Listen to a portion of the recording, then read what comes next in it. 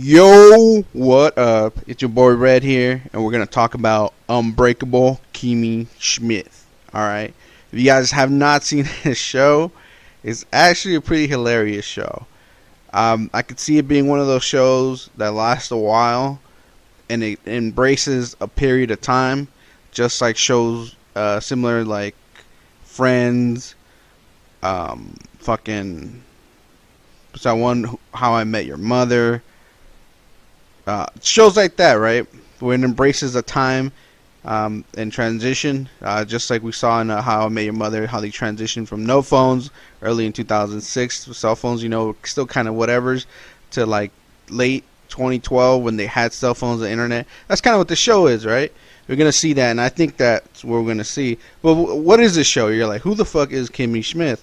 Well, she was a woman who was actually captured, abducted when she was young, put in a bunker from a crazy dude called the Reverend, and years later was released, and she knows nothing. She was in the bunker since she was, I don't know how old, fucking, I don't know. She was in 8th grade, I know that. And by the time she was released, she was at least 29. So, and she was kidnapped for 15 years. And then now she decides to live in New York, gets a roommate, and these crazy adventures start, basically, because this girl has been kidnapped for 15 years, from when the show started, 2015. I think they kind of rounded out to 1997. So this thing she's missed, and the show hits on that. Now there's there's four main characters, that I really like, and mostly have most of the airtime, and that's fucking awesome. So let's go over them. We have Kimmy Schmidt, right?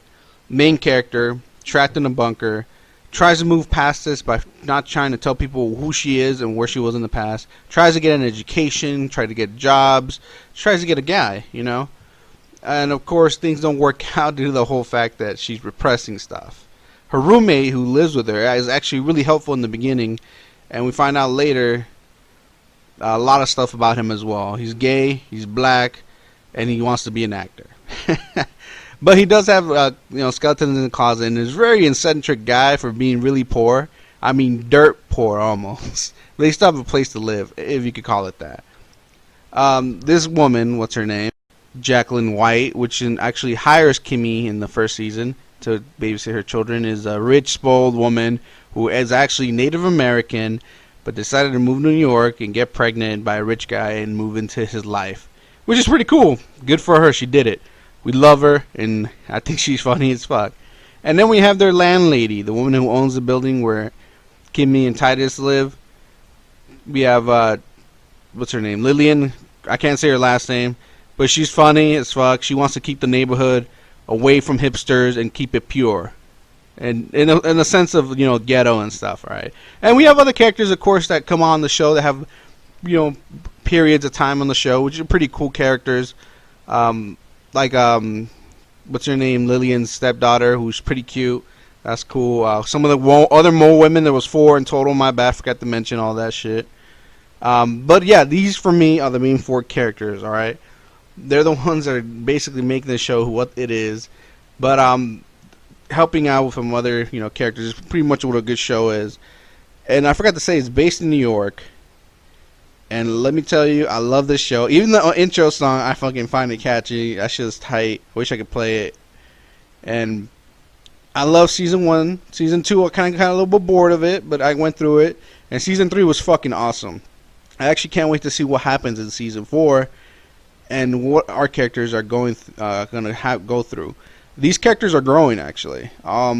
Titus is growing. Kimmy is growing. Lillian and even what's her name are growing. Forget people's names, but I can't wait to see season 4, man. But overall, what would I give this show?